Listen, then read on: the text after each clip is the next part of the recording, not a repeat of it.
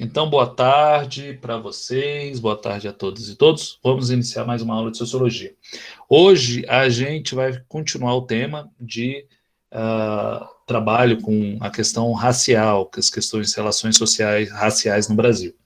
A aula passada a gente falou um pouco sobre o apagamento da história do protagonismo negro na história do abolicionismo brasileiro.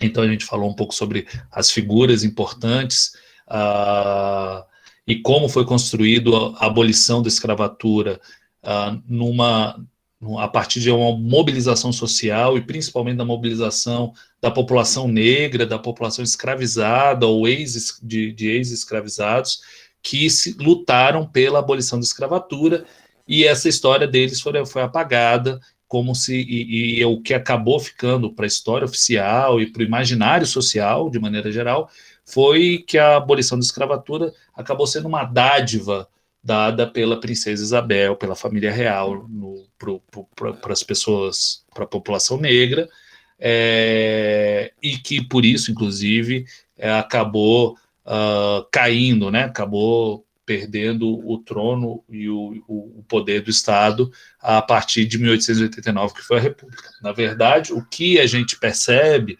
pela a historiografia anda revisando a maneira como são analisados os dados e trazendo novos dados para a interpretação histórica, e o que tem se percebido é que até a família real, do ponto de vista pessoal, era contrária à escravidão, né, desde o Dom Pedro II, passando pela princesa Isabel, e o Conde Deu, que era o marido da princesa Isabel, que inclusive libertou pessoas escravizadas que ingressaram no exército no período da Guerra do Paraguai. E só que, do ponto de vista político, o Império, né, a família real, jogou com a linha conservadora, ou mesmo entre os liberais, o Partido Liberal, aqueles escravistas que estavam lá. Ela ajudou a manter a escravidão ao longo das décadas do século XIX, tornando o Brasil, inclusive, o último país a abolir a escravidão moderna, né? Que a gente chama de escravidão moderna, que é essa escravidão que a gente teve a partir do século XVI e entrando no século XIX. Então, o Brasil foi o último país, e muito em virtude da maneira como o governo imperial lidou com essa questão e construiu o seu apoio político. Ou seja, ele se manteve no poder enquanto manteve a escravidão. Então, ele foi buscando se manter no poder a partir da manutenção da escravidão. E quando a escravidão acabou, não tinha mais por que aquela oligarquia escravocrata se manter ligada a um poder, a um governo imperial monárquico, e acabou dando golpe de Estado, liderando, inclusive, um golpe de Estado, ou ajudando, apoiando um golpe de Estado que foi dado pelas Forças Armadas, com alguns setores da classe média, e que foi logo abraçada pelo poder oligárquico e constituiu aquilo que a gente chama de República Velha. Bom, essa história, e foi a partir desse momento, a própria historiografia oficial muda o sentido de como ocorreu, né, a interpretação de como ocorreu a abolição da escravatura, até por conta da pressão e das mobilizações sociais que existiam, da sociedade civil que existia, de figuras como José do Patrocínio, pessoas como André Rebouças, pessoas como o Dragão do Mar, pessoas como Luiz Gama, que foram figuras importantíssimas, e outros tantos cujo nome se perdeu aí na história, mas que foram muito importantes para construir esse caminho da abolição da escravatura. E a abolição que a gente teve foi uma abolição conservadora, porque dentro dos ideais abolicionistas, o que estava posto era o ideal de que, junto com a abolição da escravatura, você teria que dar condições à população negra, aos ex-escravizados, de serem incluídos dentro da sociedade nacional. e isso não foi dado. Então, havia proposta de reforma agrária, de educação ampla para essa população, de fazer com que essas pessoas pudessem ser, de certa maneira, indenizadas, no sentido de, olha, você trabalhou como escravizado ao longo de vários anos, seus antepassados, enfim, você teria o direito, você tem o direito de, de, de ter terra, de ter condições de ter uma boa, uma vida digna para que você possa construir, ajudar a construir a sociedade nacional. Mas o que ocorreu foi outra coisa. Outra coisa baseada no preconceito, baseada na discriminação, baseada até num nível, em certa medida, numa segregação racial que houve no Brasil, que ainda há e ainda persiste nos dias atuais. Então, hoje a gente vai falar um pouco sobre isso, sobre esses conceitos, sobre como é que no século XIX, ao final do século XIX, com a abolição da escravidão, veio uma outra forma de legitimar uma desigualdade, uma discriminação que oriunda inclusive da escravidão, e a gente vai ver um pouco isso. Vou compartilhar aqui uma tela com vocês, para que vai nos ajudar a compreender um pouco isso, tá? Quando a gente vai falar sobre racismo, a gente fala sobre 3 conceitos, né? São 3 conceitos muito ligados entre si, que precisam ser melhor discutidos e visualizados. A gente está falando de preconceito, a gente está falando de discriminação e a gente está falando de segregação, tá? São 3 coisas super importantes para a gente compreender a questão do racismo, tá? E o que é o preconceito? O preconceito ele pode ser definido como um conjunto de atitudes negativas e desfavoráveis contra uma pessoa, contra um grupo, contra um povo ou contra uma cultura diferente.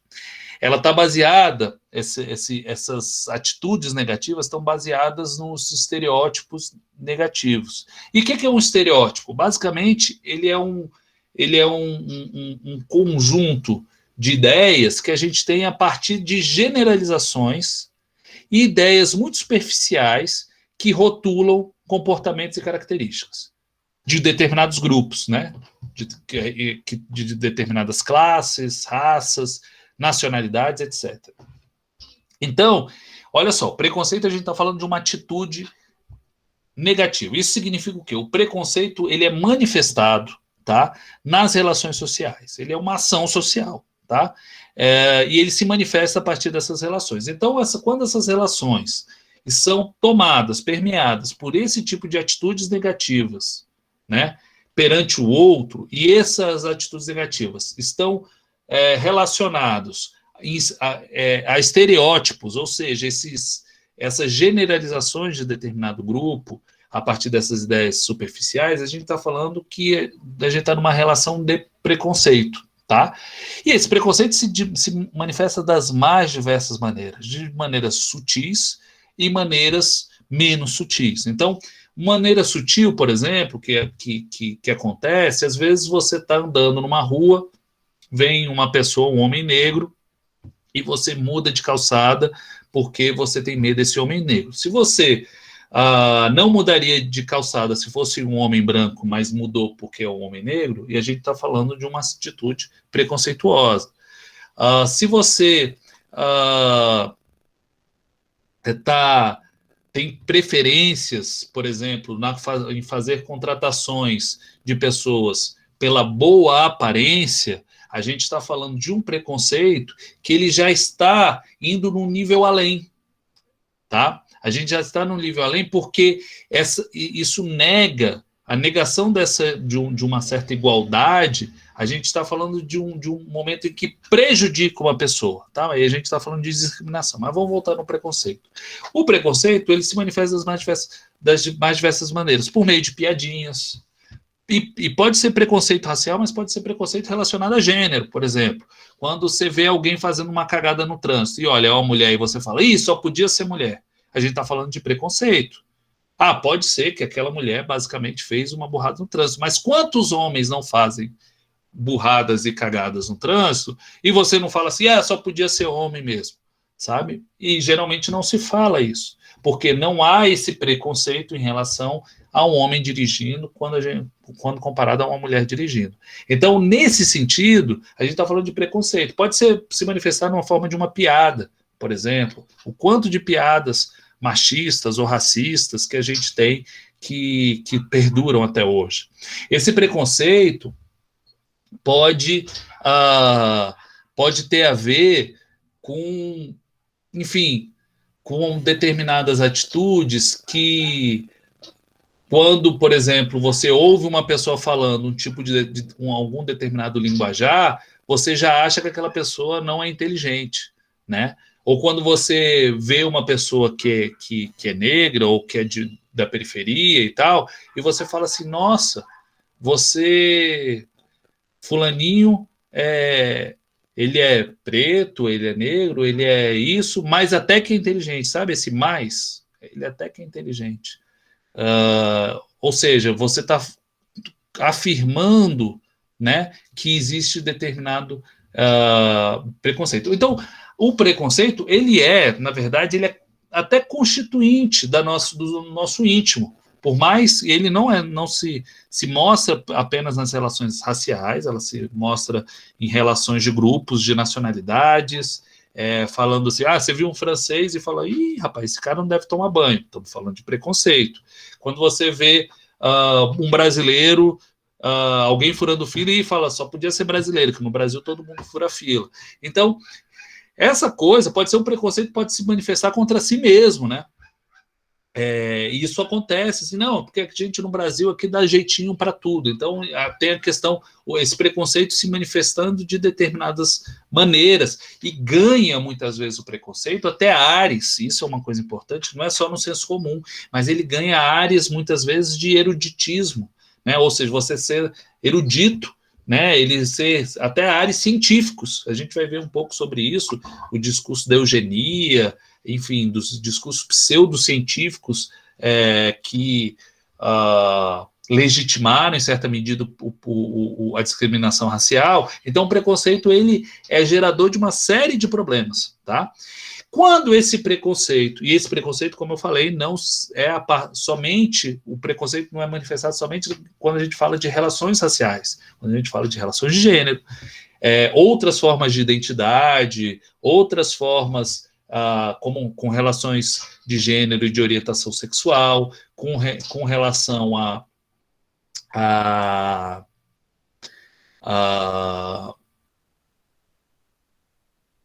a faixa etária, né? Pode ser uma questão também de faixa etária. Você pode ter determinado preconceitos contra pessoas muito jovens ou contra pessoas muito idosas. Você pode ter preconceito de uma série regionais, preconceito contra nordestino. Cara, tem um vídeo que é sobre preconceito. Pô, eu tinha que passar. Vocês já assistiram o vídeo sudestino do, do pessoal do Porta dos Fundos?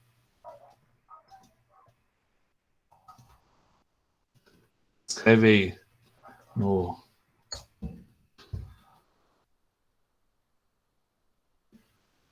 Não, cara, eu vou ver se eu consigo passar aqui agora, porque esse vídeo vai travar um pouco. Espero que não trave, mas deixa eu ver aqui se eu consigo. Deixa eu interromper a gravação não, deixa eu interromper a apresentação aqui e passar para vocês que esse vídeo ele é sensacional e fala sobre preconceito, justamente sobre preconceito. Vamos ver aqui. Para a apresentação. E vou apresentar aqui o sudestino.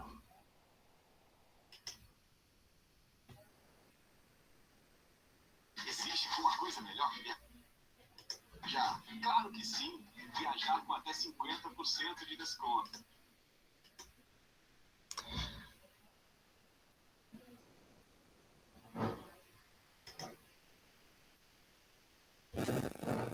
Deixa eu ver aqui.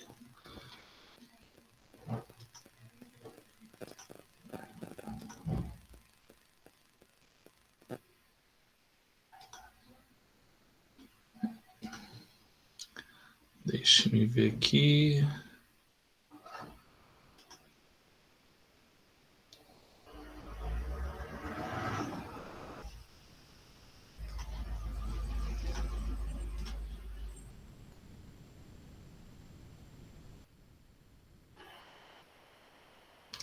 Quero ver se vocês vão ouvir o som, tá?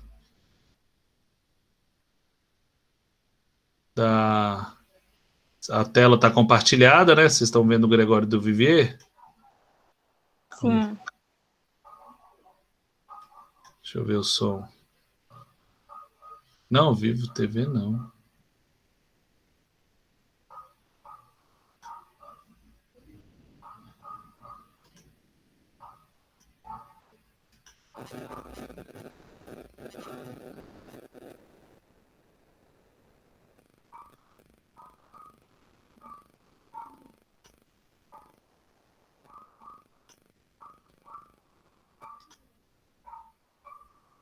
Tá.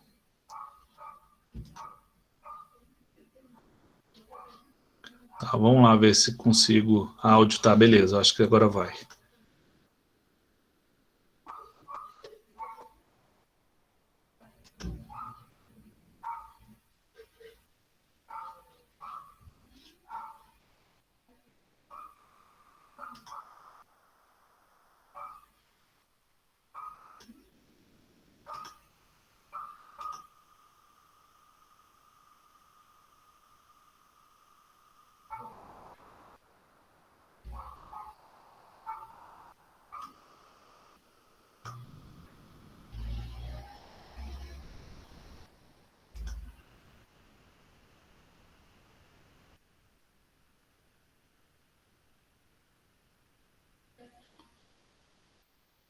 Não tem trem não em São Paulo, é só mel mesmo. Mas não... Trem Vocês estão bom é ouvindo o Minas. som? Ai, tu tá aí comendo teu pãozinho de queijo com chimarrão.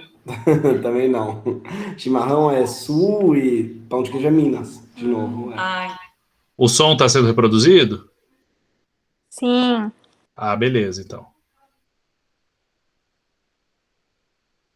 entendi, desculpa. Mas, olha, vai se acostumando, porque aqui, desceu ali do Espírito Santo, é tudo um grande sudeste, entendeu? Esse monte de gente branca comedora de pinhão. Agora, vem cá, por que que tu viesse pra cá e deixasse aquele paraíso, hein? Tu veio tentar uma vida melhor aqui? Foi? Tu cansou daquela vida de Oktoberfest todo dia, mulher? Valet Park, como é? Patinete elétrico, por quê? Eu tô aqui porque minha esposa ela fez um concurso público, passou para Petrobras, daí ela foi transferida para cá, eu vim junto. Rapaz, tô lembrando aqui que eu fiquei com um sudestino uma vez. Pedro, o nome dele, Pedro. Será que tu não conhece? Ele é ali da Barra da Tijuca. Barra da Tijuca é Rio, né? Eu sou de São Paulo. É diferente. Mas sei lá, eu posso conhecer também. Eu conheço uns carioca aí. Como é o nome? É Pedro o quê? Pedro, olha, não me pergunta não o sobrenome não, porque esse sobrenome italiano de vocês, de Bradini de não sei o quê, de Belote do meu cu, pra mim é tudo a mesma coisa. Mas Pedro, porra, tu já deve ter esbarrado com ele em algum momento, que ele fala desse mesmo jeitinho que tu. Fala Eu falo de... com certeza tu conhece. Então, eu não sei se eu já esbarrei, porque, assim, de novo, eu sou paulista, né? Eu não sou carioca. Opa, tem gente nova na área aí? É? Opa, E aí, aí? Marcos, tudo bem? Esse aí é o Bruno, ele tá começando hoje aqui com a gente. Tu acredita que ele é lá do Sudeste? Que delícia! Mulher, eu ia falar isso agora, o bicho tem uma cara de sudestino da porra, olha. Aposto que você passou a juventude toda correndo atrás de investidor anjo pra sua startup, não foi não? não, nunca nem tive startup. Ei, peraí, mas nem uma paleteria mexicana. Não. Um Yogo Berry. Não, Aquele negócio, aquelas food truck de, sei lá, chopp de vinho artesanal. Tu nunca teve um desse, não? nunca tive, não. Mas investimento na bolsa você faz, né? Investir na bolsa, botar dinheiro assim na bolsa, vai. O que tá acontecendo aqui, meu? Mel, esse sotaque é muito fofo. Eu adoro esse ar de superioridade, como se fosse o centro do mundo, né? Repete aí, Mel, pra gente, vai. Fala assim pra mim, ó, isqueiro, assim, ó, isqueiro. Fala aí. Fala, chiclete. Assim, vocês estão falando como se toda pessoa fosse igual do Sudeste, meu. Sudeste tem vários lugares diferentes, meu, pelo amor de Deus. Ô, Bruno, calma aí, vamos parar, né, Marcos? Porque Bruno pode estar cancelando a gente. Deixa eu explicar que isso tudo é um elogio, tá? A gente adora o sudestino, eu adoro a cultura de vocês, a música sudestina, a literatura sudestina. Ei, E a comida é sudestina, mulher. Inclusive, abri um restaurante sudestino aqui perto de se fuder. Só tem delícia lá. É pizza de picanha, tutu de salmão, aquele negócio que você faz com o resto de ralo, como é o nome? Cuscuz paulista, tem um monte de sabores. Então, meu, tutu de salmão, acho que é um negócio que nem existe. Olha, eu particularmente amo tudo, né? Vocês, pra mim, só tem realmente um defeito que realmente é bem difícil. O quê? É que vocês não sabem votar, né? Tem uma coisa com o miliciano que eu nunca vi gostar tanto. Basicamente é por causa do voto de vocês que o Brasil não vai pra frente, né?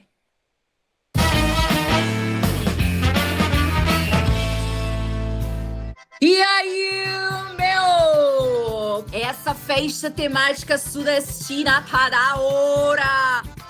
Já tem um trio sudestino tocando os maiores sucessos do Forfã. O Sudeste é meu país ou não é?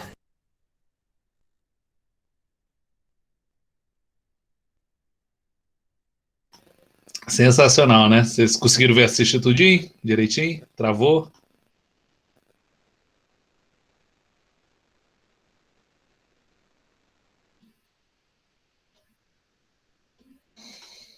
Não, então, aí você começa a pensar, se vocês...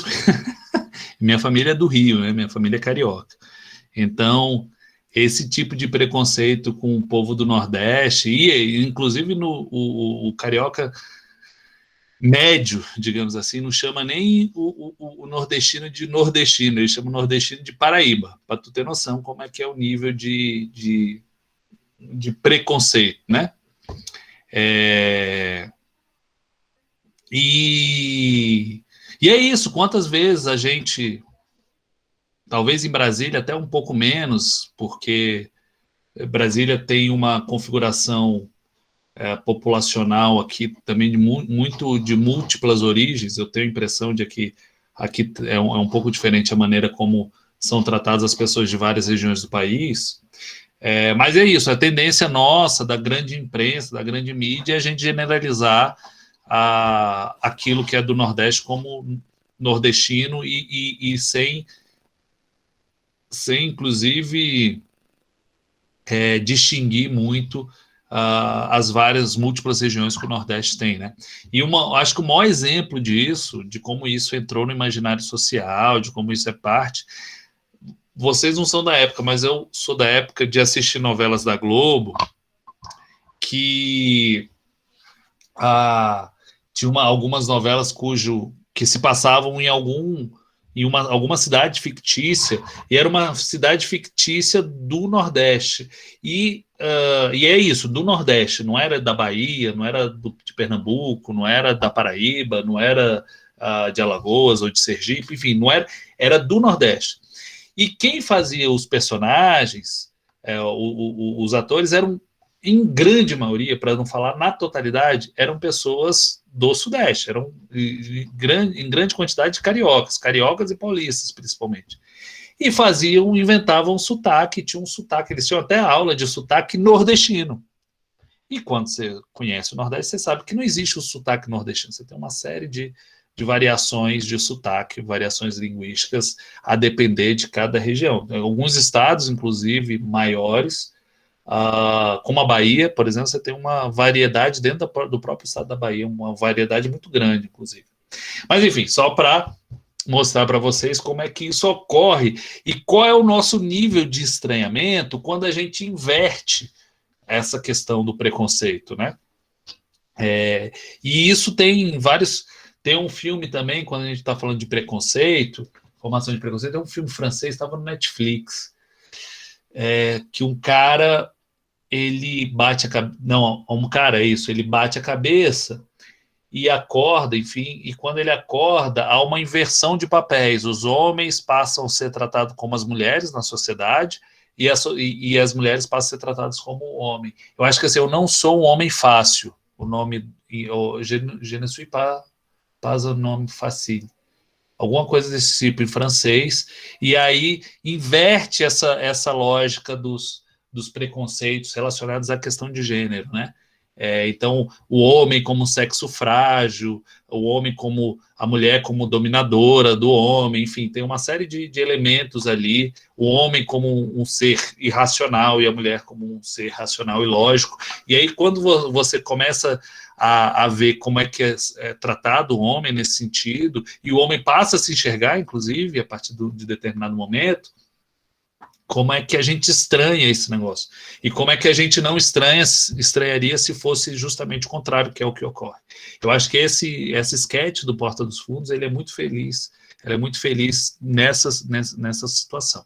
Mas, enfim, isso a gente está falando dessa atitude, alguma atitude de construção desses estereótipos baseados em generalizações, que rotulam determinados comportamentos e características. Olha só como é que o sudestino ele é justamente essa generalização superficial, errônea, baseada em determinados rótulos que a gente coloca no outro, que rotulam algumas características que a gente visualiza no outro. E, geralmente, esses rótulos, esses estereótipos, são vistos de maneira negativa. E isso gera o preconceito. Tá? Esse preconceito, quando arraigado, difundido e disseminado, né, quando muito profundamente arraigado e disseminado entre a população, ela gera efeitos de discriminação. Tá? Ela é feita essas discriminação, a gente vai poder visualizar em dados estatísticos, ou a gente visualiza em determinadas relações propriamente ditas que a gente pode enxergar. E o que é a discriminação? Quando é que o preconceito sai do simples preconceito e se torna discriminação? Quando existe uma negação da igualdade de tratamento que prejudica aquela pessoa que é discriminada, que é alvo do preconceito. Então, quando ela é prejudicada, aí você vai falar, mas quando o preconceito não é prejudicial? É muito difícil você falar que um preconceito pode não ser prejudicial. Mas a gente está falando, às vezes, de uma atitude pontual, baseada em preconceitos, mas se aquele preconceito, de fato, gera uma desigualdade no tratamento, uma iniquidade, uma falta de justiça também nesse tratamento, a gente está falando de uma relação de discriminação. E o que ela gera? O que ela faz tem em termos de resultado? A gente nota a discriminação quando a gente vê algum nível de estigmatização. O que é a estigmatização? Quando você marca com estigma, com um sinal negativo, uma pessoa por algum fator, alguma característica dela. Então, quando você discrimina, quando você estigmatiza, aquela pessoa passa a ser rotulada como algo, tá? Que a marginaliza, tá? Ou seja, ela deixa na margem da sociedade, ela não faz parte do núcleo central da sociedade, de decisões, do poder econômico e político. Então, ela fica marginalizada. Isso leva até um isolamento social de uma determinada pessoa ou de um determinado grupo, que passa a se relacionar somente entre si, porque ela não é aceita no conjunto da sociedade, e gera o fenômeno que a gente conhece como exclusão social. E essa exclusão pode ser dada de uma maneira mais forte, como a gente vê com população em situações de rua, mas também a exclusão social é gerada quando um conjunto de pessoas não tem acesso, por exemplo, às benesses da sociedade, seja não tem acesso ao mercado, né, o que o mercado dispõe, porque a pessoa não tem recursos para a entrada no mercado, ou o mercado discrimina, propriamente dito, ou ela não tem acesso aos bens públicos. E isso é muito comum, então não tem acesso às escolas, não tem acesso à saúde, não tem acesso à vacina, não tem acesso à internet, não tem acesso à água, a esgoto, não tem acesso a uma série de direitos que essas pessoas teriam. Então, a exclusão social ela é gerada por isso. Lembra quando a gente falou sobre desigualdade social? A gente está falando de pessoas que muitas vezes, ao serem discriminadas, são empurradas para a pobreza, para a extrema pobreza. E elas podem se apresentar de múltiplas formas. Ela pode ser socioeconômica, ela pode ser religiosa, ela pode ser étnica, ela pode ser etária, ela pode ser de gênero, etc. Então, assim, o preconceito, ele gera essa discriminação, que é a negação do tratamento de igualdade, tá? E isso vai gerar consequências sociais que podem ser mensuradas. Ou seja, você vai fazer um censo no IBGE, você vai ver como o preconceito racial gera resultados de discriminação racial no acesso à educação, no acesso aos postos chaves do mercado de trabalho, no acesso à renda, no acesso à pós-graduação, no acesso a políticas públicas, por exemplo, de educação, saúde, no acesso à internet, enfim, há uma série de elementos que a gente pode visualizar quando um grupo social, um grupo étnico, um grupo racial, ele é discriminado, tá? E ele pode levar, essa discriminação pode, inclusive, gerar uma tal exclusão, um tal isolamento social que a gente gera uma realidade de segregação, tá? A segregação, ela pode ser, vocês devem, enfim, já ter ouvido falar muito, que é muito conhecida, a segregação racial que existe ou existiu nos Estados Unidos e na África do Sul, né, durante muitos anos, e que só foi transformado a partir do final dos anos 60, 70 e 80, tá? Então, quando a gente entra num nível de discriminação radical, a gente está falando de segregação racial, que é o estabelecimento de uma fronteira que pode ser social ou pode ser espacial. Geralmente, o social é quando as redes de relações sociais elas não se tocam. Então, não há casamentos interraciais, não há pessoas trabalhando conjuntamente entre raças, você tem uma separação, pessoas que estabelecem relações sociais em um grupo, pessoas que estabelecem relações sociais com outro grupo. Então, a gente está falando de uma fronteira mesmo, com barreiras que impedem ou dificultam as relações sociais. Mas a gente pode falar também de uma segregação espacial.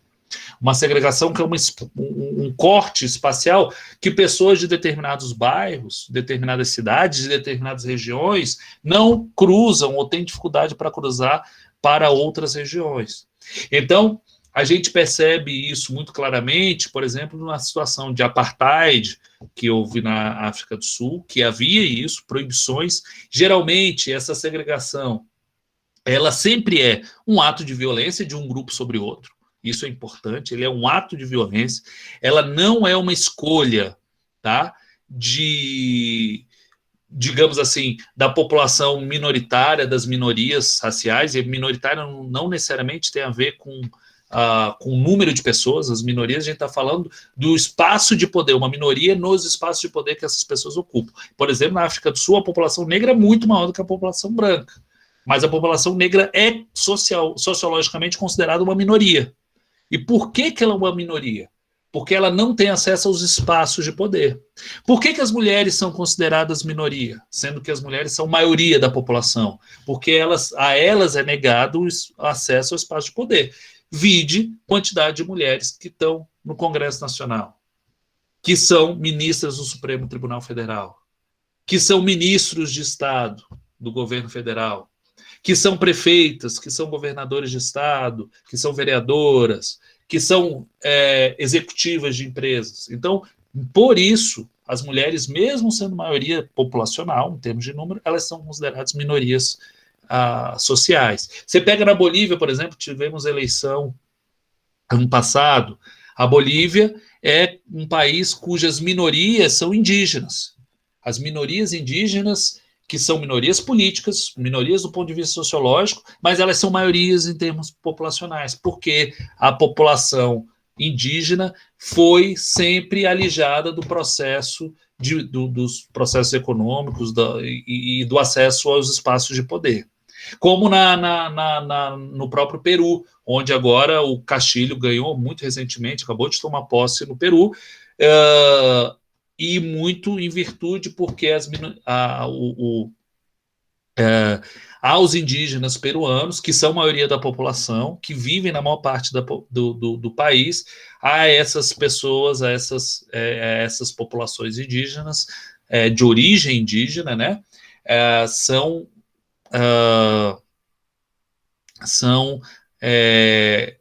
são proibidos ou dificultados os acessos aos espaços de poder, por isso que eles são considerados minorias.